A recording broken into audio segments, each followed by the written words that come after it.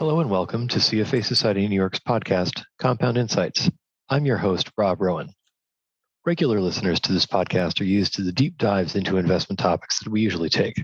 But today we're going deep into something that is, for many people, much more important and more difficult. We're going to talk with Nanda Kamat, who has been building diverse teams for many, many years. Now, Nanda is the head of infrastructure at MUFG's project finance group. She has led many financial advisories for large-scale infrastructure projects, including LAX's automated people mover, the I-395 express lanes, and the Purple Line projects. Nanda previously held positions at Transurban USA, Goldman Sachs, and Societe Generale. Nanda has an MBA from the Wharton School of Finance, an MA in International Relations from Johns Hopkins, and a BS in Finance from NYU. So, Nanda, I'm really looking forward to your experience, but perhaps you could sort of set the stage a little bit by saying what your experience over these years has been of building a diverse team. Yeah, sure. So thanks for having me on the podcast. I think that I'd like to say that it was like a plan or some sort of vision that I had, to set out to build a diverse team. That's not necessarily been the case. I think when I first joined MUFG, it was the team was a lot smaller, and particularly at the junior level, there were not, we were understaffed essentially for the amount that we were growing, how fast we were growing. So, I think at that point, a lot of it was just who's the best person available. Do they have project finance experience? And as we've gotten bigger and, as we built a name for ourselves, I think obviously we've gotten a lot of inbounds, but I think we've also had the ability to, start thinking about the makeup of the team and what it should look like. So, I'm proud to say that we have probably half of our junior bankers are women. I think many are, minorities, I guess. I don't know what the right word is. People of color, I'd say. Right. I think beyond even just that kind of diversity, right? Gender or background, I think we've been trying to do a better job also at, diversity of sort of education, diversity of experience, right? So, I think that there were 2 years in a row where all of our summer interns came from Cornell, which is great. And it's a great school. And, we have a large, my boss went to Cornell, so I should be careful, but no, and it was great and they're great. And, they work hard, but the third year I was like, maybe we should diversify, and look at schools that we haven't necessarily looked at before. So we had an intern, one was from Cornell, but one was from Temple. Okay. And that was just and he was great. And he's coming back full time when he graduates, and I think that was our first experience hiring from Temple, but we were really excited about it to just sort of diversify.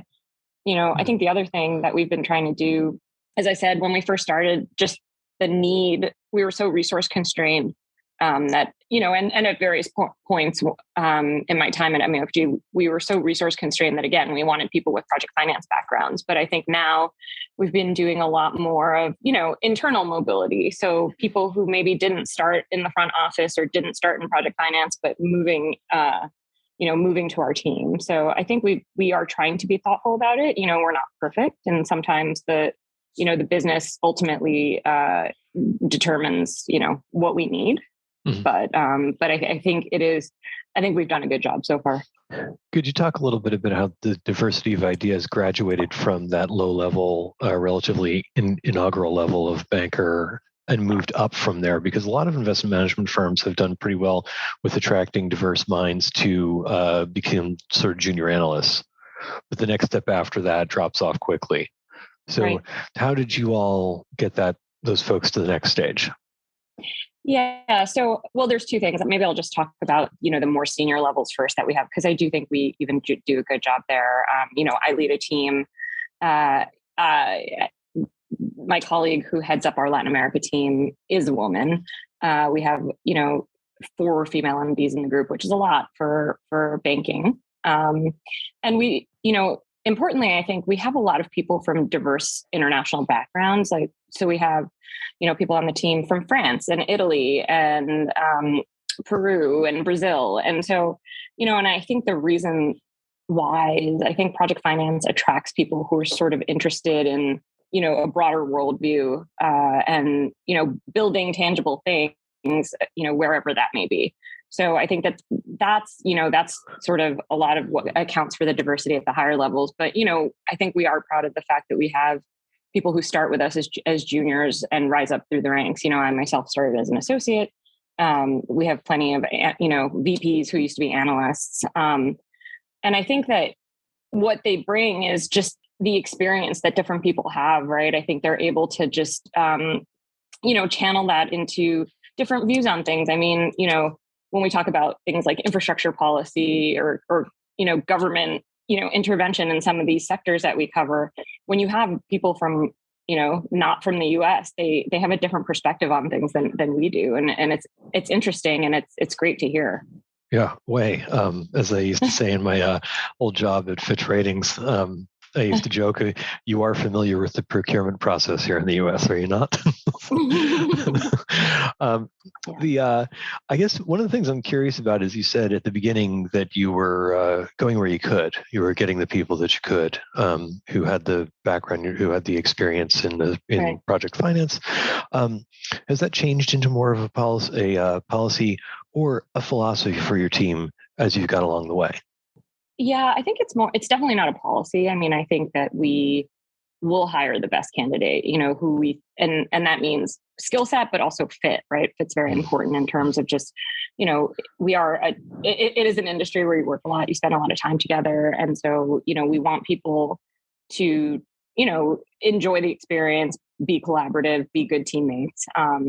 So I think it's more of a philosophy. And I think that there are times where, you need somebody really who does have the skill set, right? I think that happens at the more sort of medium to senior levels, right? So you typically want to hire people at those levels that have done project finance before, or have some relevant experience in finance or banking or energy. At the junior levels, I think that we are trying to be more open to background, right? Because I think I don't know if you've been following this, but the job market for junior bankers in finance is on fire. Yep, I did notice that. Yeah. So we had some normal level of attrition, I think, this year, and when replacing those positions, I think we actually tended to not fill them with people who had done project finance before. I think because a lot of people there was just so much competition in the market. And I think how we thought about it was, maybe we'll hire people with less experience, but they'll stay around longer, right? Because then we're training them, we'll have them for more time because it's disruptive, right? When somebody leaves, it's just tough because, everyone who's left has to sort of fill in the gap. Right. And the reality is like, if you were an engineer or if you were a math major in college, or, you have some sort of background that's not actually project finance, but, something that allows you to bring certain skills to the table, you're a good fit for this job. Mm-hmm. Mm-hmm. On the sort of topic of attrition, no one who's a manager likes losing people. It's emotionally difficult as well as practically difficult in the way that you just outlined. Is it more difficult when you feel like you brought people together behind a philosophy? Yeah. This is a funny question because I really, when people leave, it's hard to not, become, obviously you work with people, you like them. And then when people leave, it's tough. As you said, you're emotionally attached to them and you become emotional. There was a point where I told my boss, I was joking, I was like, I don't know that I can learn these kids' names anymore and get close to them because they leave and it upsets me. Obviously I learned their names, but it is hard because when you're talking about this philosophy, we are trying to build a certain culture, right? And so when we have people who fit that culture and also, do good work, that's a hard loss, right? Not everybody's going to be the right fit. Not everybody's going to like it. Not everybody's going to be good at it, right? But when you find that combination and then you lose those people, it's very, very difficult. Yeah, I'll bet. Now, as you've been doing this for a while and you've seen the difficulties and the challenges of it, and now that the rest of the world is kind of coming around to it, are there any things that you would like to tell people who are starting philosophies like this now, that don't do this or definitely do that? I don't know that I'm in a position to tell anybody how to do anything, but but what I will say on this is I think it's really important to be open-minded, because as I said, we can say like, okay, well, if I'm hiring for this position, I want somebody who went to an Ivy League school and did, XYZ subjects and has, this certain summer internship. I think that that's been sort of the historical, thought process around hiring, right? Particularly in finance. Like, there is a mold, you fit the mold, we hire you. I think we have to get away from that if we truly, truly want diverse teams and diversity of employees, because that it just doesn't work anymore. I mean, and I'm not saying that there's not, plenty of diverse people at Wharton who all want to do banking, but I do think, we have to, as I said earlier, think about diversity of background and education and experience. I think the other thing is I had a really interesting conversation with somebody who's also in the industry, in infrastructure. And this person said to me, if I hire somebody, like if I try to hire a woman who's sitting in the same seat at a different shop, I've not really done a lot to further the cause of diversity, because that seat existed and now she's here instead of being over there. Whereas, if you create a new seat and you're open-minded about who you can put in it, I mean, that's really where you start to make inroads, I think, on diversity and inclusion, so that I think that, people have to feel, obviously, that they're, I don't think anybody wants to feel like you're just hiring me because I'm a woman, or you're just hiring me because I'm a person of color. So, definitely don't do that. don't lead with that, I guess. But, I do think that there's a way to do it and be thoughtful about it, and to respect, people's backgrounds and experiences. Mm-hmm. And now that there are a lot more people doing it and sort of creating these types of philosophies that are consistent with the one that you created for a long time, for a while, how do you anticipate this will break? How do you think this goes from here? Because you've done it for a lot longer than most people. So, what do you anticipate? Do you think this is, in short, do you think this is going to stick? Because it did come up pretty fast. It makes me worry a little bit that it will stick. Do you think it's going to grow from here? What do you think? I think that there's, I think it'll stick. I don't know that, we'll see, in 10 years, maybe a shift in, every, the sort of balance between male and female CEOs will change in that amount of time or whatnot, right? Because it really starts so much earlier. It's like, what subject did you study? Where do you go to school? What interests you? A lot of sort of decisions are made so much earlier on. But I do think it'll stick, because I think that people have come to recognize, that it's important to have a diverse team. It really does bring a lot to the table. And, even if you're cynical about all that, I think companies are so much more focused on it. I think managers are way more focused on it. And so I think there is really a push to diversify, and be more inclusive. So I do think it'll stick. I think where it's going to be challenging is, does it stick at the senior levels? Because as you said, diversity at the junior level is one thing, and then it's different at the senior level. So I think the other thing that we really have to do is sort of focus on that mid-level and how, we're creating opportunities for people. Right. You mean focus on the progression process through the company? Correct. Yeah. That seems to be the more difficult one. Well, so the thing is, is there anything else you'd like to tell the members about this that they might be surprised by, or that might be helpful to them as they pursue these things? Say someone who's a little bit up against it in their company, they're starting to do this, but it's a little more lip service than it is practicality, as we see. Well, I guess I say you're not alone. I think there's a lot of people, in that position right now. I think there's a couple of things. I think that if you think through how to have a diverse team, you can't just have diversity at the bottom. It has to permeate, it has to be in the middle, and it has to be at the top. Because I do think that if, I'll just say as a woman, I think if I'm a female analyst, and I see that there's no female directors, in an organization, it's going to make me question my long-term viability there, whether it's appropriate or not. I think that people do look at those things. I know I looked at them when I was more junior, right? And I think that there has to be a recognition of that. Like, you can't just, hire a very, very diverse team and then have them report to a very sort of homogenous team and expect that that's going to be frictionless, right? Or that those people are going to want to stick around. Because I think, not to sound cliche, but like, if you can see it, you can be it, right? I think exactly. There's an element of that. Yeah, signaling is so important in so many respects. Yeah, that is the big one. Am I really going to be the first woman to be a senior manager here? Am I really that good? Right.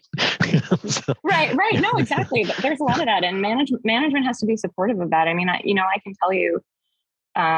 So I've been the head of infrastructure at MUFG for 3.5 years. And when my former manager, when he left, my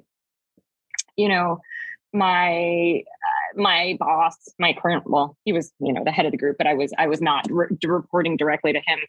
He said, like, immediately after, my former manager handed in his resignation, he said, okay, well, congratulations, you're the new head of the team. Right. And they had thought through what would happen in that situation. So there was, a succession plan and whatnot. But the thing that was really important for me was I felt that management was really behind me, that they all really were supportive of this, that they were promoting from within. I think that's also a really important message for people, right? Is if you see that an organization promotes from within, I think that you get a lot more buy-in.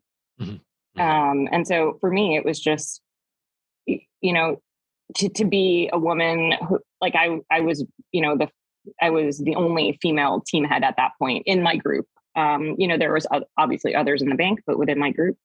And so I think, it was important for me to feel supported by management, but also, for the junior people to see that it's possible, right? You stick around, you work hard, and, things change in a day. Oh, yeah. Yeah. Especially with when we hit the record for 2 consecutive months of leavers in the Census Bureau, things are changing real quick. Yeah. Things are changing real quick. Yeah. And, the longer this pandemic goes on, I think the more things are going to change. Yeah. Yeah. I hope that this is part of the social change, right? Because this is a big social experiment in some ways. It is. And I think in a lot of ways, it's going to be good for corporate America and good for this industry. And I hope it'll help with, what I was talking about before, sort of retention, as people rise through the ranks, right? Because I think now, you have the flexibility to work from home if you have kids at home, or if you have, yes, if you're a caretaker for somebody. So I think that was long overdue, that sort of reset. And even just for people to have sort of, breathing room and time to like do their life stuff. I think that's also important. Right. I think there are a lot of practical benefits to that if you're caring for anybody. So, yeah, for sure. Even if that person you're caring for is yourself. Right. Which we all have to be mindful of. Which we all have to do, right? Yeah. All right. Well, thank you, Nanda. This has been absolutely fascinating. And, it's so wonderful to hear your perspectives on these things. So to everyone on the podcast, please be sure to listen to our next episode. That's an interview with Pat Luby of Credit Sites. He has a lot of thoughts on to share with us on the municipal sector, and it will drop on January 31st, 2022. If you're listening to this episode on our website, please consider subscribing on Apple Podcasts, Google Play, or wherever you like to find your podcasts. Thank you for listening. Until next time, I'm your host, Rob Rowan.